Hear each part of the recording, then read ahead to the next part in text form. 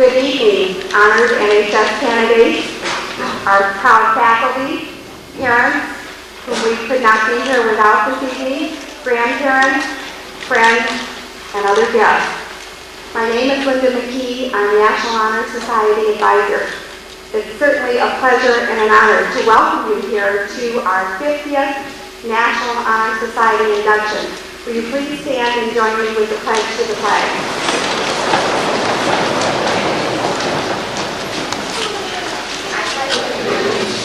Flag of the United States of America and to the republic for which it stands, one nation, under God, indivisible, with liberty and justice for all. Pleasure of introducing Mrs. Barbara Survey, who will present her marvelous music makers to sound stations. Mrs. Survey.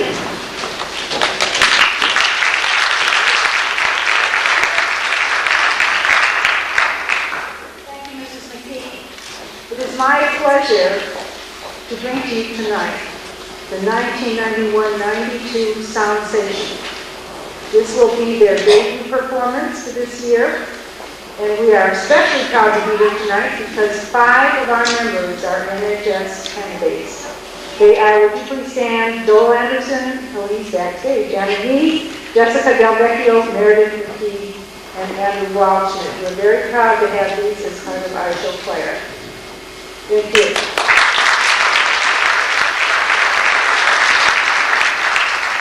The show choir would like to perform for you tonight 2 numbers, both from Broadway musicals. One is called Johnny One Note.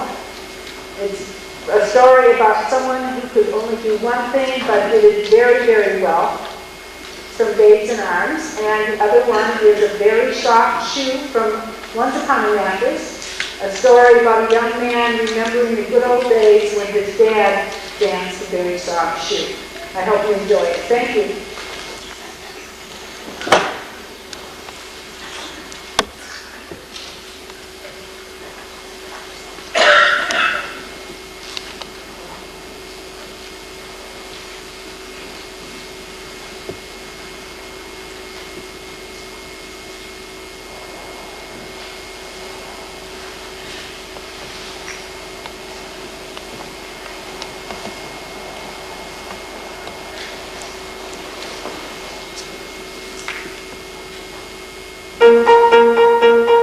Johnny could only sing one note, and the note he sang was this. Poor Johnny One Note sang out with gusto, and just overlord the place. Poor Johnny One Note yelled willy-nilly until he was blue in the face. For holding one note was his ace. Couldn't hear the brass, couldn't hear the drum. He was in a class by himself like poor Johnny One Note got it, Aida, indeed a great chance to be great. He took his one note, how like the north wind brought forth wind and made British rain. While there he turned round in his grave, could hear the flute or the big trombone, everyone was mute. Johnny stood alone. Cats and dogs stopped yapping, lions in the zoo, all were jealous at Johnny's big trill. Thunderclap stopped laughing, traffic ceased its roar, and they tell us Niagara stood still. He stopped the train whistles, boat whistles, steam whistles, cop whistles, roll whistles, well, still.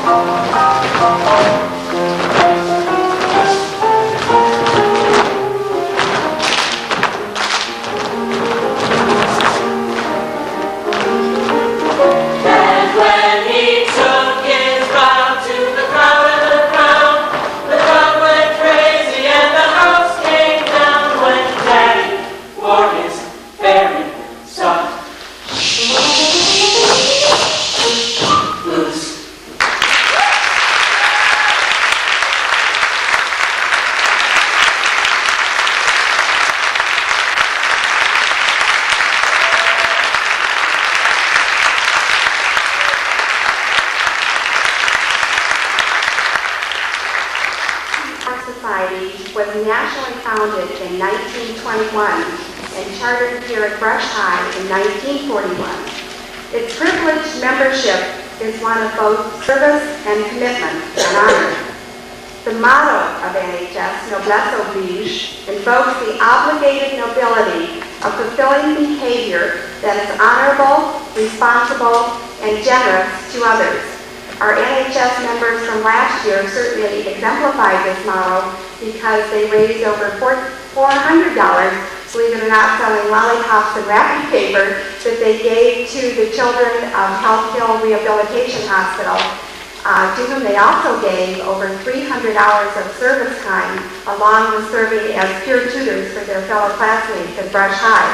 This year's students will certainly carry on that fine tradition. In order to be elected into National Honor Society, our 33 members have demonstrated excellence in the following 4 areas: scholarship, leadership, character, and service. Scholarship, or academic excellence, equates to at least a 3.5, and I must tell you, one of our members has a 4.5 grade point average for the past 6 semesters of academic work. This shows insight, intellectual curiosity, academic independence, creativity, and the quest for what is good and true. Leadership initiative shows courage and originality, the ability to organize and delegate authority while still commanding the respect of others, and the tenacity to follow through on a project. A true leader creates plans and sets them in motion. He is a person of thought and action, both a dreamer and a doer.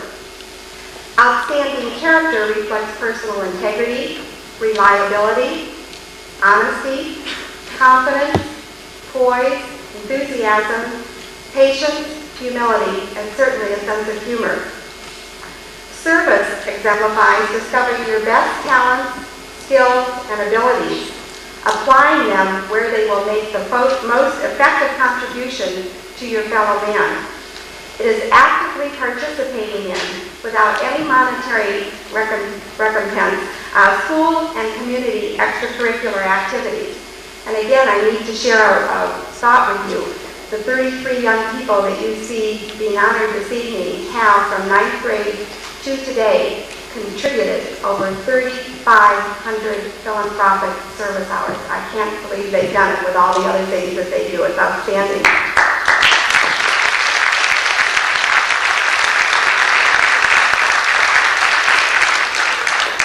All faculty members rated each student whom they know on each of the 4 characteristics. Then a selected faculty advisory committee representing administrators, counselors, and teachers met and individually considered the members' eligibility for candidates.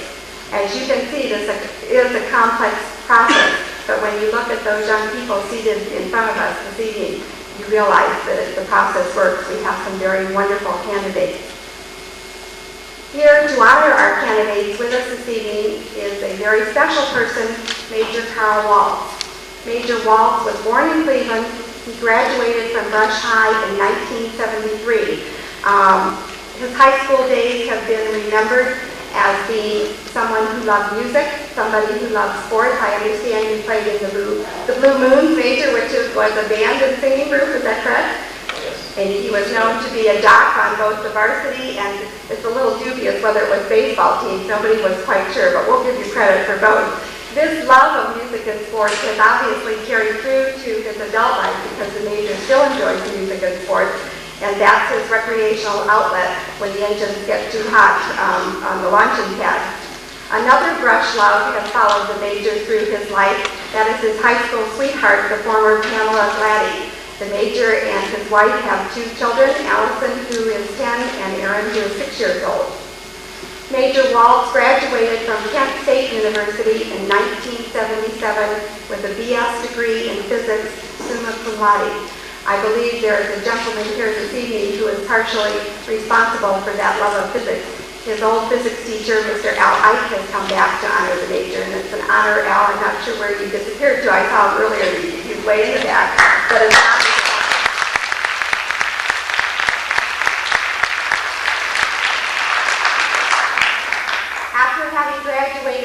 Penn State, Major Waltz went on to John Carroll, where he graduated in 1979 with a Master of Science degree, again in physics, I believe. His official Air Force career began at that time because he was commissioned, I guess it was out of Kent, in ROTC as a second lieutenant. But after he got out of John Carroll, Uncle Sam caught up with him, and he officially began to serve for the Air Force as a technical operations squadron, or with a technical operations squadron at McClellan Air Force Base in California. From 79 to 82, he was a radiochemical project officer and was a flight test engineer at the United States Air Force Test Pilot School at Edwards Air Force Base in California. From 83 to 87, the Major was assigned to F-16 Combined Test Force at Edwards, and at this time logged over 250 flight test hours in his F-16, Top Gun himself. July 87, the Major was given orders to report to Las Vegas, Nevada, where he served as a flight test program manager. He was selected by NASA in January of 1990, and he became an astronaut in July of 1991. As an astronaut, the Major is qualified for assignment as a mission specialist on future space shuttle flights.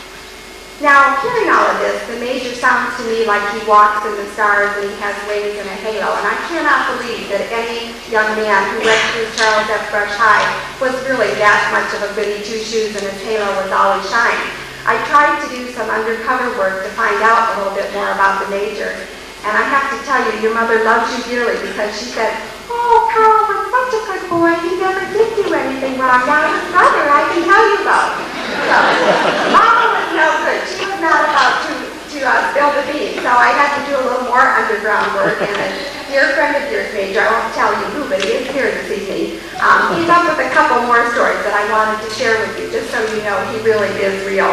I understand that one night after some event at Brush, you went to McDonald's and you ordered something, and you told the person to whom you paid that you didn't need to pay tax because it was carry-out.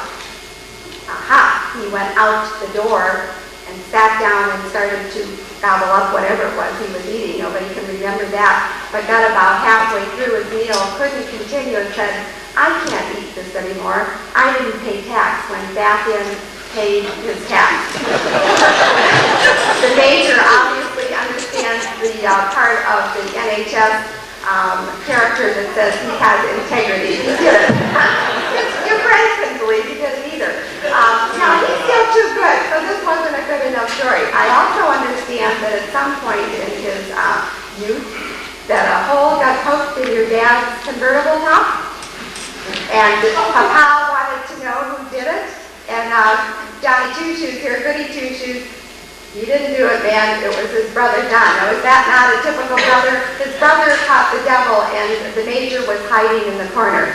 Well, we are not about to let him hide in any more corners. Major, you need to stand up and come forward. Please join me in welcoming Major Carl Waltz, Brush High graduate, 1973, National Honor Society member, home to Charles F. Brush High School. Major?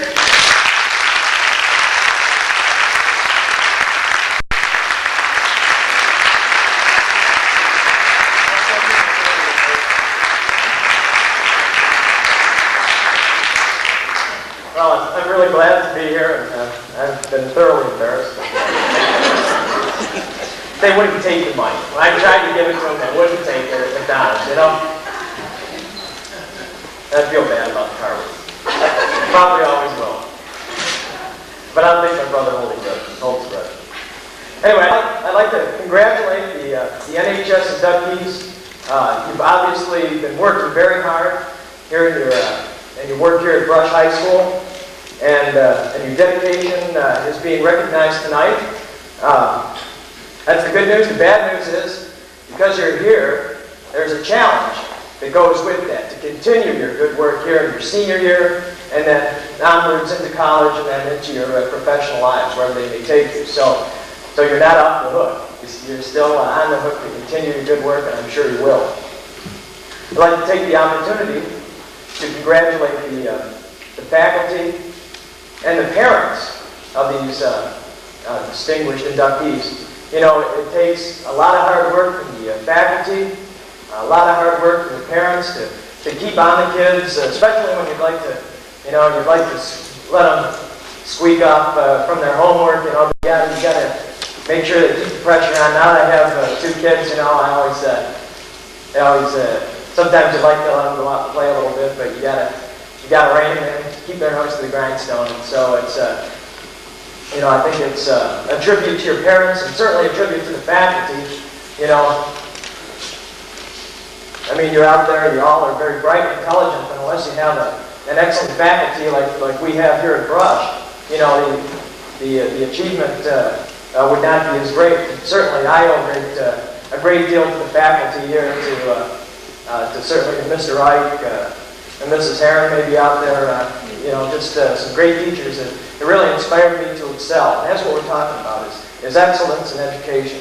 So much we hear about the problems in American schools, that we don't seek excellence. And you folks are leading the charge to show all the critics that they're wrong. And usually the critics are wrong, or sort of banging the gong, but you're out there to prove them wrong, and I'm sure you will. I'd like to thank the show choir. You know, it's sort of neat to sit back. I remember when I was here, no, it's not quite 1 year, but being part of the tradition of the great choirs here at Brush High School, and you all did a spectacular job. I'm very proud of you. It brings back some great memories, and I think what you'll take away from this night and the many nights to come here in your senior year is a good friendship, the camaraderie, friendships that'll never die, that'll continue on as long as you live. And I certainly have those that I treasure, and it's a great feeling to see things continue on. I'm really happy to be here for that. So what I'd like to do a little bit here tonight is to talk about a special school that I've been at for the last 15 months of my life. And it's a unique school. It's the only one in the world that I know of that teaches you how to become an astronaut. And I was very well prepared for this through my fine education here in the South Eagle Inner Schools. Of course, my education at Kent State and John Carroll helped a lot. And just sort of another story is that you'll never be done going to school. You know, you may graduate from high school, you have college ahead of you, and then you just sort of continue on, school after school. And I've been through quite a few, and there's sort of never end. The learning process never ceases. It's always something. If it's not some formal education, then it's some education about life as a parent or as a spouse. So you have that to look forward to. But I'd like to talk a little bit about the space program, if I could. So if I could have the first slide there.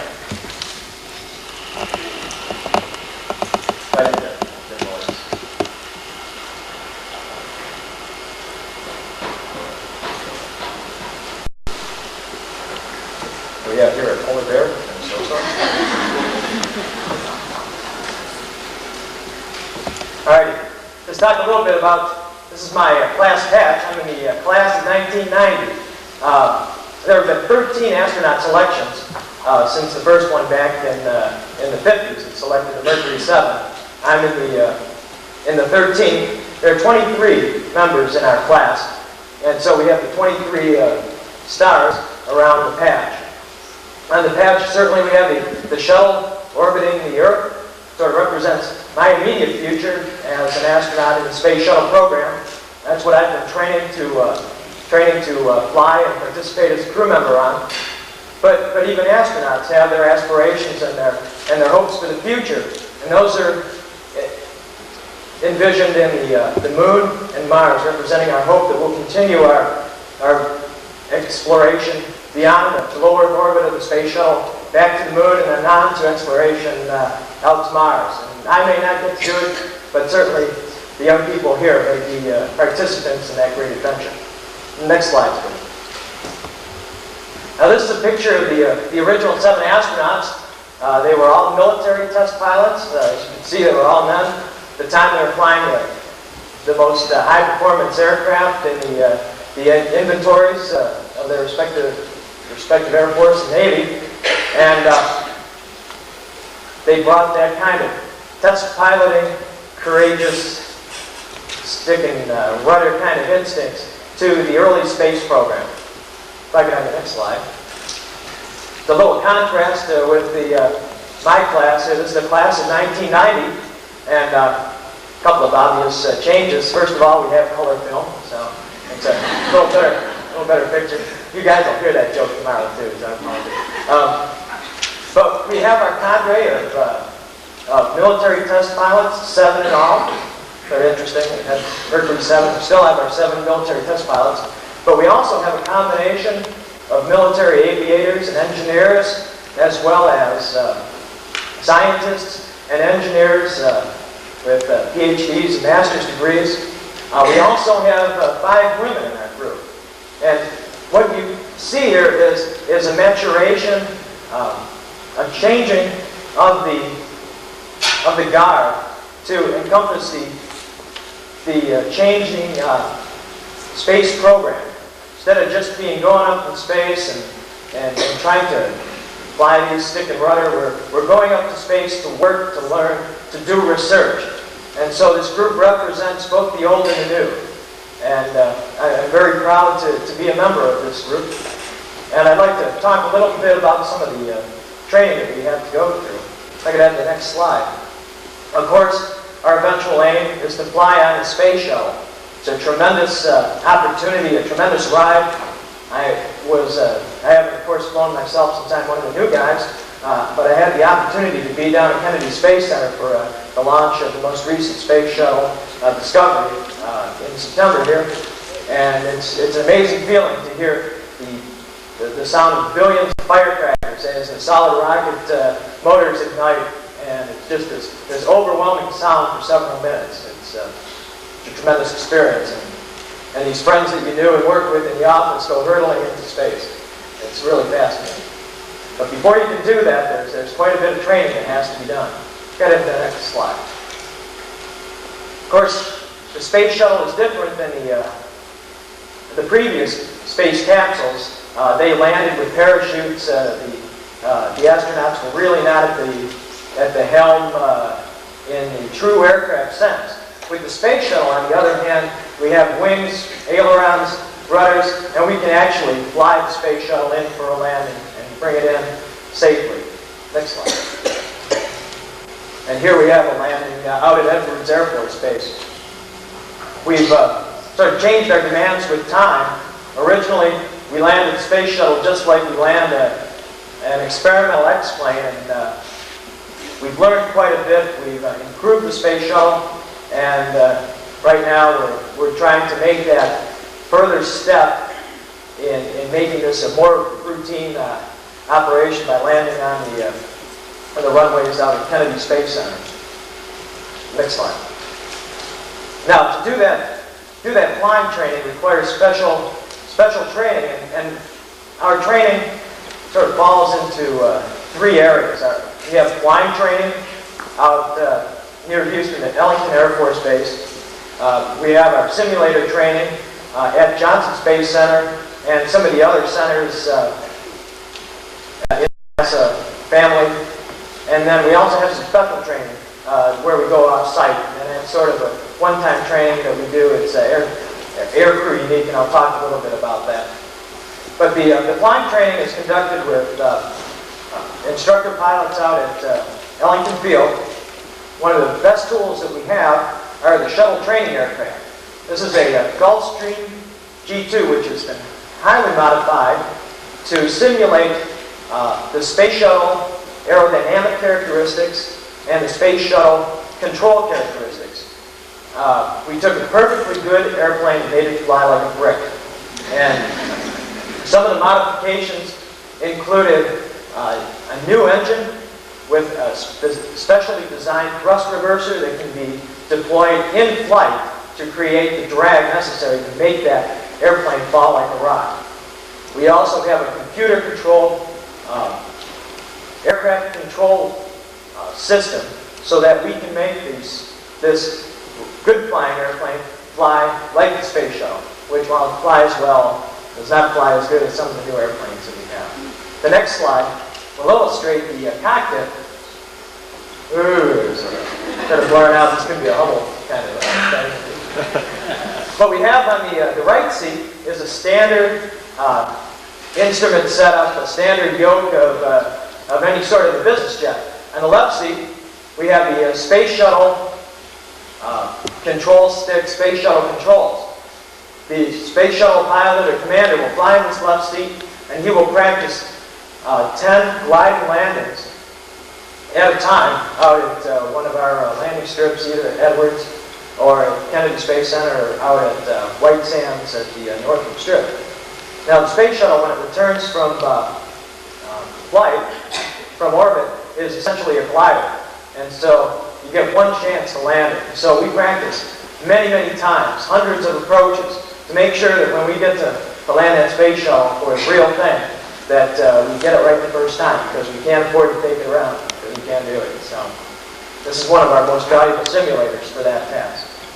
Next slide. Now that's more for the pilot astronauts. I'm a mission specialist. My training is usually in the T-38. This has been the workhorse of the astronaut corps since the early 60s when it came into the Air Force inventory as a trainer. We use it both for aircrew proficiency, again, as aircrew members in the space shuttle, like any other airplane, we're going to be working not for hours, but for days and possibly weeks in the future. And so we need to feel as comfortable in an aircraft as you would feel getting into a car. So we use this aircraft for our aircrew proficiency. We also use it to get from place to place. Much of our training is either on the east or west coast, so we can use this aircraft to get there and then to return fast to Houston, so we can participate in some of our other training sessions. Next slide. This is a notorious aircraft. This is our 0G KC-135, also known as the Vomit Comet. And in this aircraft, we simulate 0G. The aircraft flies a parabolic trajectory, and basically, as we come up over the top to begin our descent, the people in the aircraft are basically in free fall, and that's a pretty good simulation of being weightless. The next slide shows some of our classmates here in the 0G aircraft, and we had a great time. And our class was the first class that didn't have anyone that got sick on a 0G aircraft. We're very proud of that. And we owe it all to modern medicine. So, next slide. Okay, I'd like to talk a little bit about our simulators that we have at the Johnson Space Center. These first simulators here, this is called the full fuselage trainer. It's named that because we have a full fuselage, we have a full flight deck and a mid-deck. Over here we have the crew compartment trainer. We use these to train for photography, to train in the operation, in the preparation for spacewalks. We will stow all our clothes, food, and equipment in one of these things so that the astronauts that are preparing to fly know exactly where every piece of equipment they're going to use is, and they get an opportunity to hook all those pieces together and make sure they work before they go up into space. And the last thing you want to do is go up into space, set up your widget that you're going to test, and find out that you don't have a piece or you don't know where it is. And so we go through that in these trainers. We also do escape training. In this trainer here, we have an escape slide similar to what you would have in a Boeing 727, for example, where we can do emergency escapes. A little slide comes down here, and we can slide down that. We also tip this from the horizontal into the vertical and practice an escape that we would have to use if we had a problem on the launch pad. And in addition to that, say if this hatch didn't work, we actually have windows up here where we can actually throw ropes up, rappel. We even practice that. I don't know whether after 11 days in orbit we'd be able to hack rappelling down the side of the orbiter, but we have that option. It's probably more likely to fall out. But also, over here, we have these what look like big helium balloons. This is not the Macy's Day Parade. we practice capturing satellites with our remote robot arm simulator. Because we're in a 1G environment, we use these helium-filled balloons to simulate satellites. And we don't have a real beefy simulator, so this is about as much weight as they can take. But we practice grabbing on, birthing, unbirthing, releasing these payloads. These are things that we do quite a bit when we're in orbit. Next slide. And here's a picture of me getting my picture taken as I was taking a picture up of someone else there. And I'm in the mid-deck there of the space shuttle full fuselage trainer. Again, we were doing some photo training, and there were 6 of us there going wild with our cameras. Next slide. This is almost like homework. Some of the pictures we'll take, if we can make this out, would anybody like to venture a guess what this is a picture of? The river's not burnt. It's in Cleveland, Ohio there. So one of the things we do is we try to, our home, one of the things we do is we practice a great deal. Our photography techniques, we work very hard with geologists and geographers to try to hone our skills so we can take some of the best pictures that we can of the Earth. It gives us a great vantage point to see deforestation, to see the effects of wind and water erosion on our planet. It's the only planet we have. And these pictures are really the only good memories that we can bring back and show people. Hey, this is how it looked. This is what we need to do to preserve this Earth. This is a unique shot. This gold lake area that you see here is due to the reflection of the sun. The neat thing is it's allowed us to be able to see all the various rivers all along the coast with great detail in what would otherwise be a green soup of trees. Next slide. Some of the other simulators that we have allow us to more accurately interact with the space shuttle systems. This is our motion-based trainer. It will actually tip from the horizontal to the vertical to simulate our launch attitude. And it has a fully operational space shuttle front control system. So we can fly this simulator exactly like we would fly the orbiter. The next slide will show the simulator doing what it does best, providing motion as we're training. And so it'll rock and roll and shake and rattle just like the space shuttle would, and allows us to really simulate the noises, the feelings that we would have as we ascend toward orbit. Now, in addition to this, the next slide shows a fixed base simulator. This one's sort of the family model of simulators. Again, it has the Hubble problem. But it has both the flight deck and the mid deck. And what we can do here is not only simulate the takeoffs and landings, but we can also simulate the on-orbit, what we do in between when we're doing experiments, when we're eating meals, and we do that all on this simulator. It does a great job for us. It has some great graphics capabilities, and we're upgrading those here in the next couple of years. And here's a picture of J.O. Creighton sort of flying one of these simulators. You can see sort of the layout of the cockpit here with 3 cathode ray tubes. 1970s technology that we hope to upgrade soon. And pretty much standard aircraft kind of displays otherwise.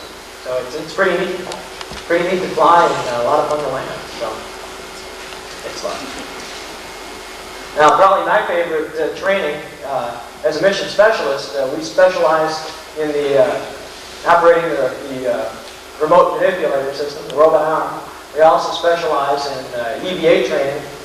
We do this in a large pool, the Weightless Environment Training Facility, or WED. And so I just finished my checkout in the suit. Imagine that's me in that suit. 2 astronauts, or 1, will be strapped in and then lowered into the water. The next slide would show a typical operation here in the, unfortunately I put it in the wrong way, I apologize, but there's no up or down in space. So what we have is sort of an underwater ballet. We have divers that are responsible for the safety of the two astronauts in the suits as they're underwater. We've only had a few leaks, but they get pretty scary when your spacesuit starts filling up with water.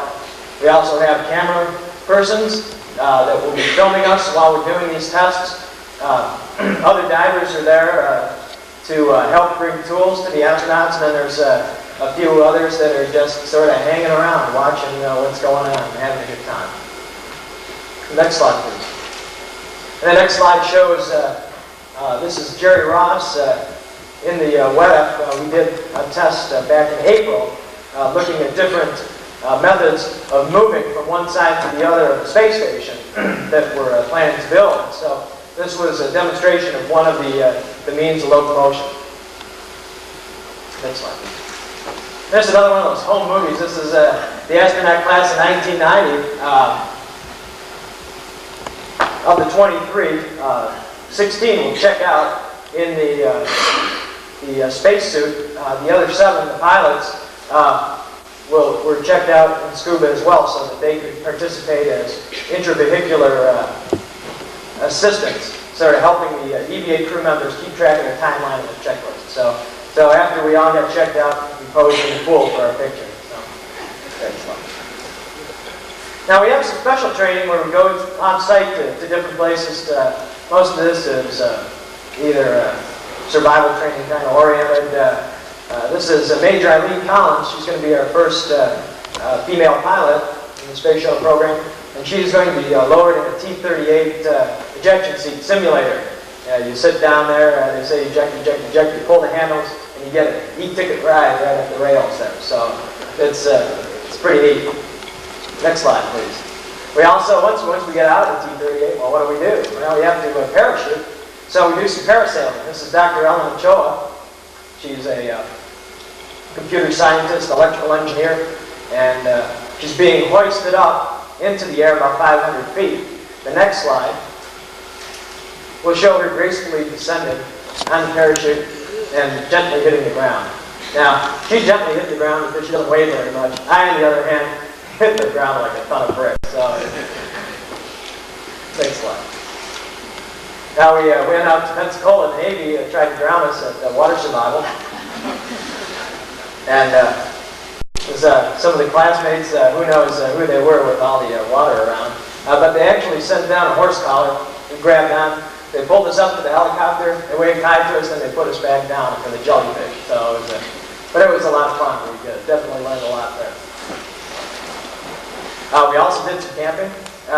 Again, this is more survival skills than anything. If we were unfortunate enough to have to bail out and land in a forest, it's Dr. Bernard Harris, Dr. Tom Jones are putting together a tent made out of parachute material.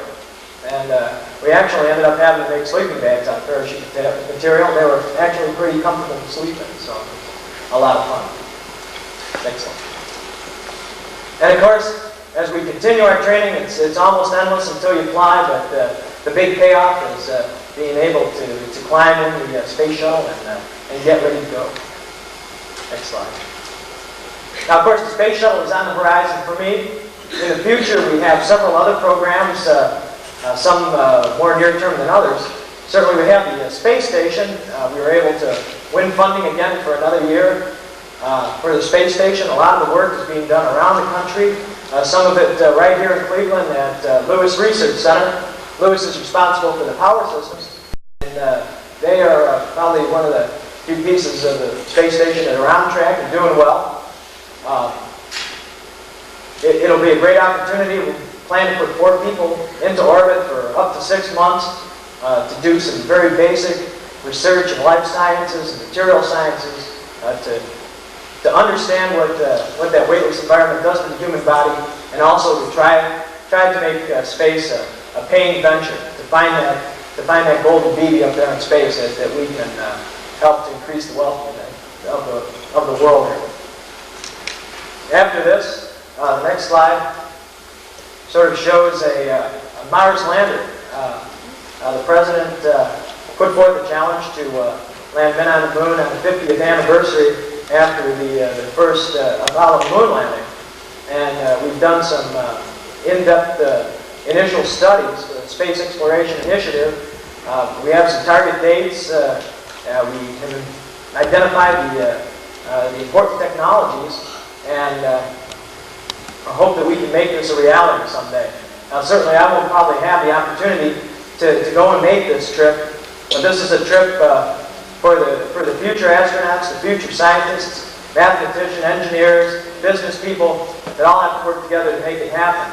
And you as National Honor Society inductees, through your demonstrated performance, and I know your future potential, you can be the leaders that make this kind of a goal happen, which would be exciting both for mankind and also, I think, pay big dividends to us in the future. So I leave you with this slide. Just a couple of final thoughts. I guess a couple of things that I've thought about after I've been selected is, what made this happen? Of course, there was a little bit of luck involved. This kind of thing. A lot of people work hard. A lot of people are qualified to become astronauts. And there's a little bit of work, a little bit of luck, a little bit of work involved in this. A couple of things that have served me well is never be afraid to volunteer for anything. In the Air Force, you get in, one of the first things people will tell you is don't volunteer for anything. They'll come to you. Well, I found the opposite is true. If I find a job that I'm interested in, the first thing I want to do is volunteer for it. One, so I can get a good job. Two, if you don't volunteer, they're going to assign somebody else, and he'll do a good job. And the next job that comes up, maybe bowling officer, someplace in the Aleutians. So, never be afraid to volunteer. The second thing is once you volunteer, make sure you do the best job that you can do, because you never know who's going to be watching. And I had it happen on several occasions where I was working on one of these volunteer opportunities that I had, and the person that had the next key to my career was watching me, saw the job that I did, and said, "Gosh, that guy's doing a good job." And when I found my way to work toward this astronaut goal that I have, that person had the key to move me along. And because I had done a good job, he was more than happy to provide that key to move me on. So always try to do the best that you can. And now as I've been talking, you may get the idea that I'm sort of, a techno kind of guy, and I think that, just to say that I'm pure math and science and engineering is not true. I think that, you heard a little bit about, my remembrances, my choir days, and it's important that you have sort of a well-rounded approach to education. You have to be proficient in the technical areas, certainly, but you have to be able to communicate both verbally and both in the written word. And so the whole education that you get in English, communication skills, all those things have to come together for you. And they will serve you well in whatever you do.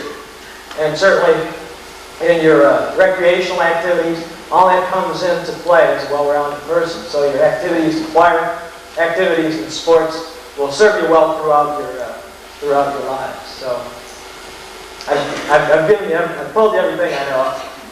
I just again like to congratulate you, and I'd like to close with the words of Robert Goddard. He was the father of modern rocketry. He did a lot of work here in the United States. Didn't get a lot of support. He didn't have massive government grants, but he was a genius and a scientist par excellence. But he was also a philosopher, and he just is an amazing person. But at his high school graduation, he was a valedictorian. He spoke these words, that the dream of yesterday is the hope of today and the reality of tomorrow. So I've sort of chased my dreams of yesterday, and they're going to become the reality for me. I know you have your goals and aspirations. Keep those dreams. Always strive for them, because you can achieve them. And I'd just like to say best of luck to you, and Thank you very much.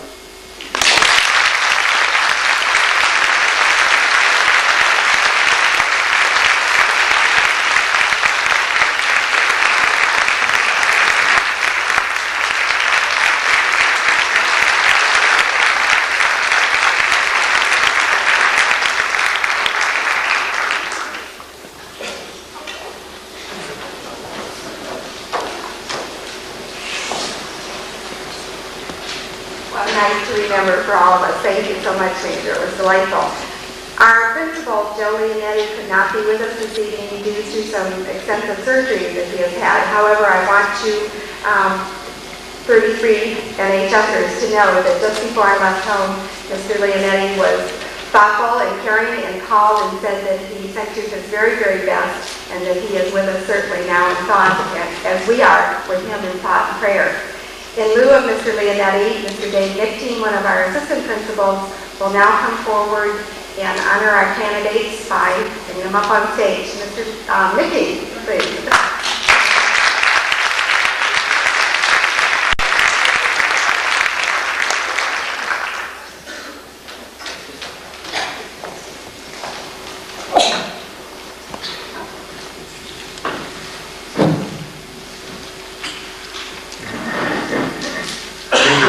That was an excellent speech. I have one question to ask you at this time, and that simply is this.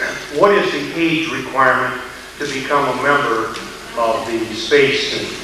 Am I too old?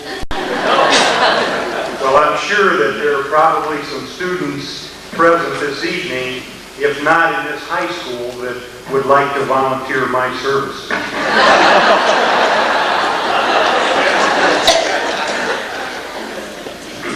Thank you, Mrs. McKee. On behalf of our principal, Mr. Leonetti, I would like to congratulate the new inductees to the National Honor Society.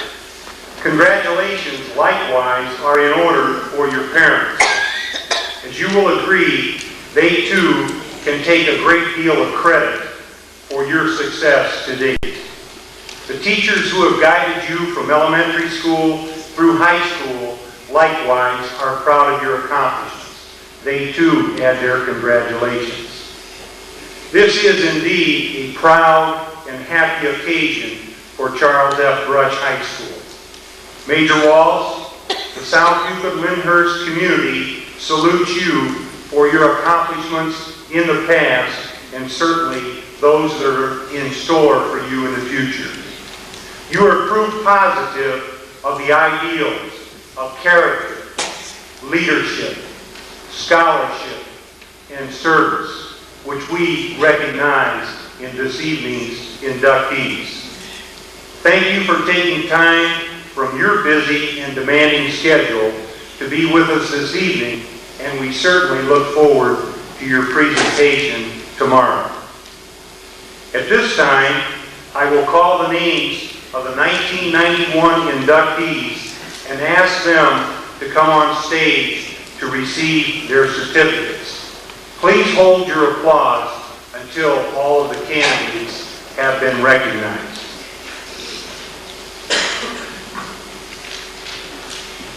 Evelyn Abuhausen.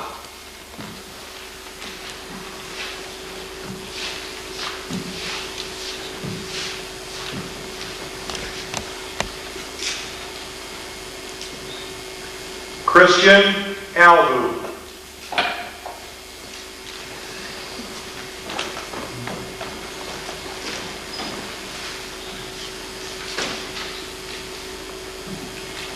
Joel Anderson.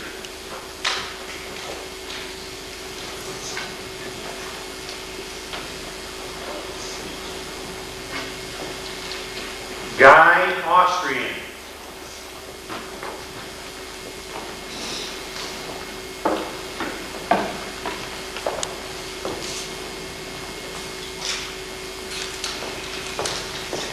Gina Cangelosi.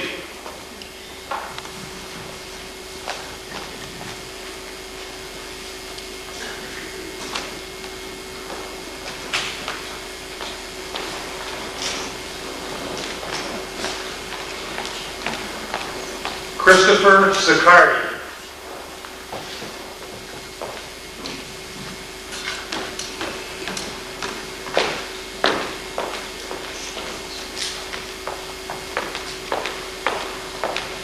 Jessica Del Vecchio.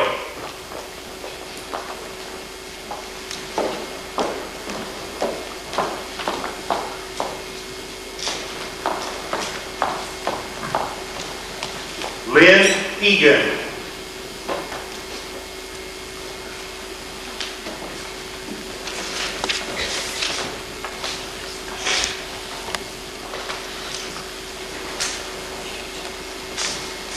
Marina Estrovich.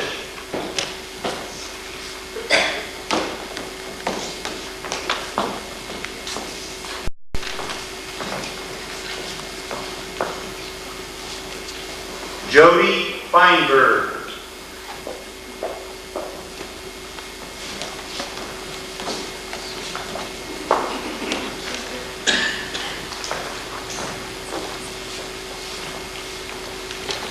Jason Fishman.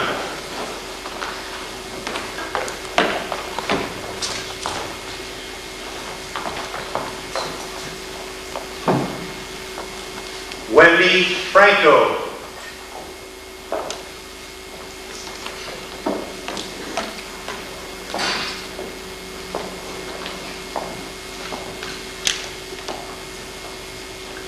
Paula Galito.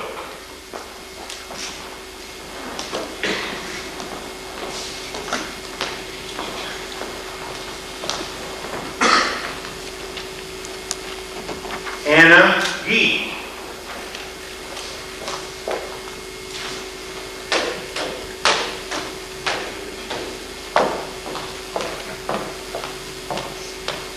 Natalie Goldman.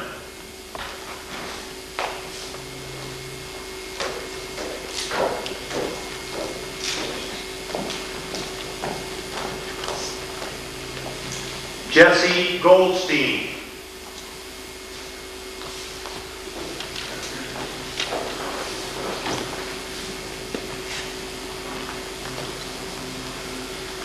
Mark Gustafson.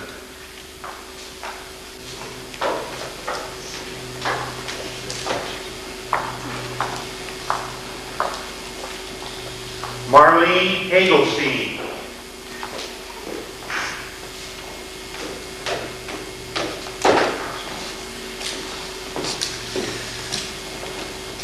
Cynthia Kelly.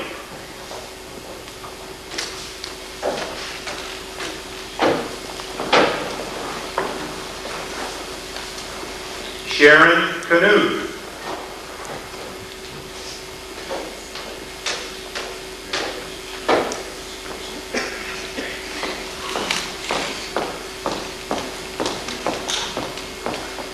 Yuri Lanetsky.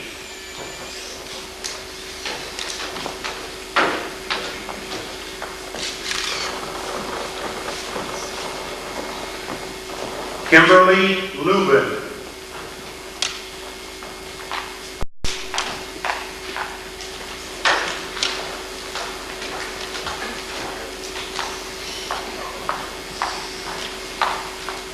Meredith Ann McKee.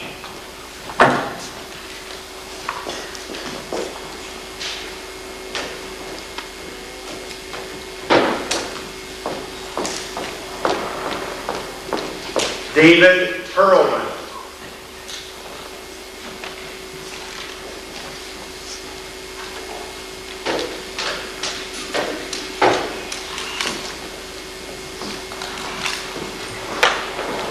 Kristen Heiser.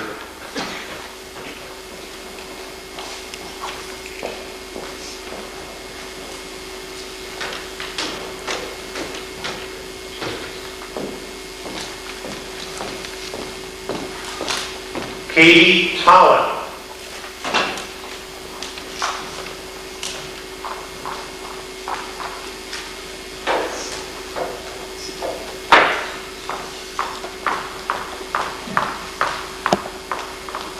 Kali Putwala.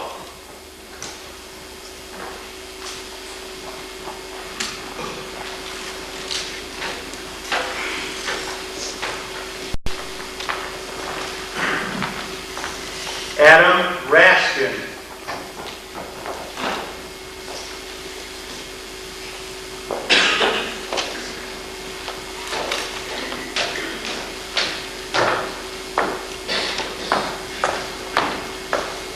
Carrie Shoulders.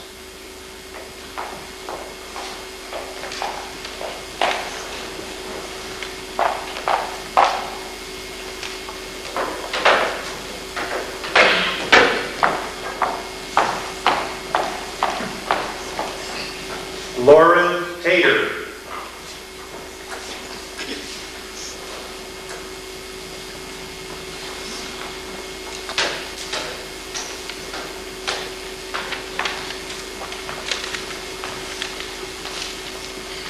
Andrew Waldschmidt.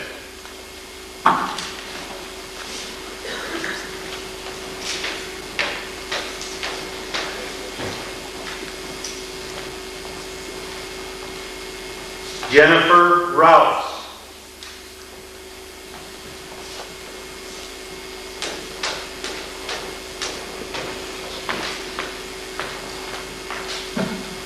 Gina Basalo.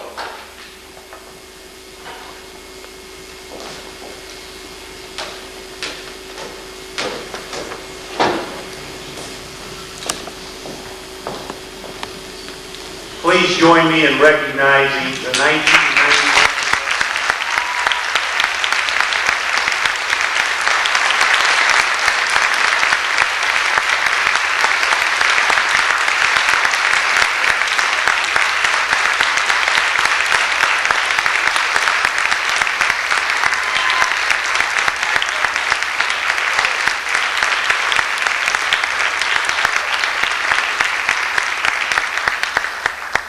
Before concluding my portion of the program this evening, I would like to thank certainly Mrs. McKee, Candy Clemson, Sandy Miller, Barb Turbank, various other staff members who have been responsible for putting this program together. Let's join in a round of applause.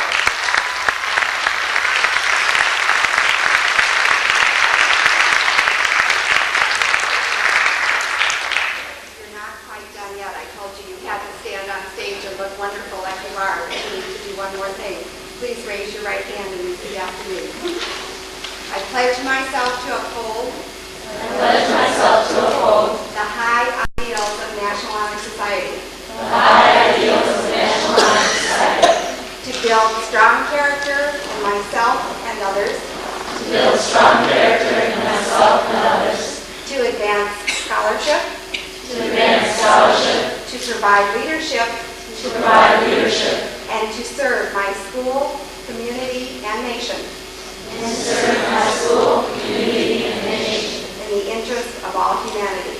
in the interest of all humanity. Congratulations, you're now official.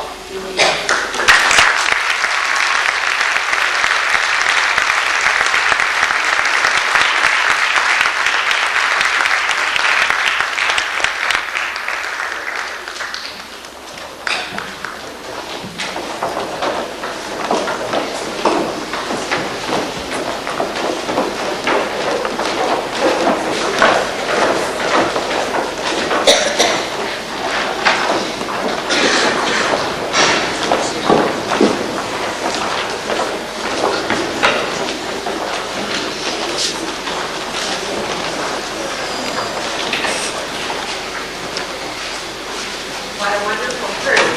In closing, I would like to also offer special thanks, first of all, to Ms. Candy Clemson. For those of you who have not seen it, she has done a spectacular job on a showcase with these marvelous little faces out front of our library. Please, as you go out tonight, before you go into the library, please go out the back and around so you can see the magnificent job that Candy did. Special thanks to Mrs. Joan Bannister and to Jim Zupich, who provided our lights, our cameras, our actions, our sound tonight. We wouldn't have looked half as wonderful without you folks. So thank you very much for giving us a long evening and a long afternoon. Special thanks also to Mrs. Sandy Miller, Mrs. Nancy Brown, and Mrs. Carol Sleet, who will soon be serving you coffee and cookies in the library. Our NHS Faculty Advisory Committee certainly needs to be thanked. As you can see, they did an awesome job in picking out the candidates for this evening and honoring them with their vote. I thank you, faculty members. Mrs. Pat Bernardo, Mrs. Lynn Fear, and Mrs. Jonetta Anderson graciously were coerced into coming this evening to help pass out programs. And fellow friends, I thank you very much for that.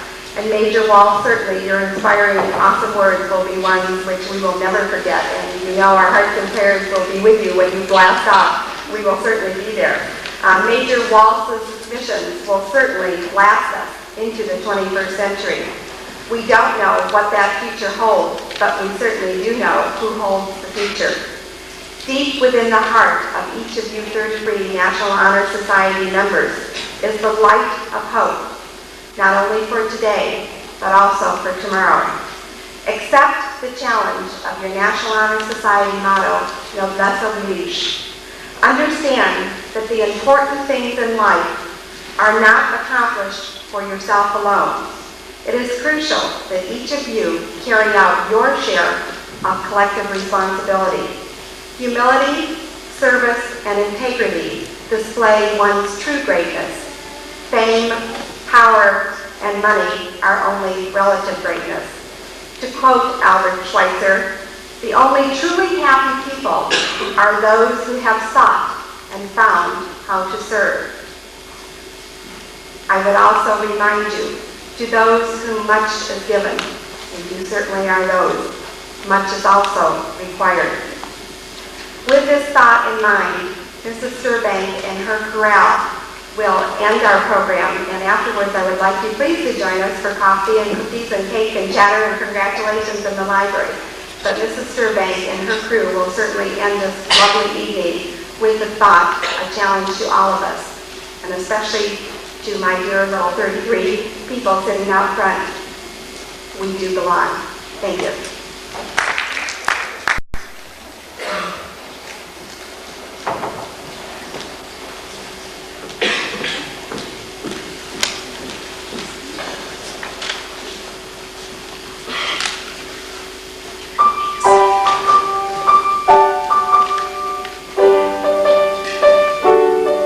Some people you and I may know are born with a different skin. They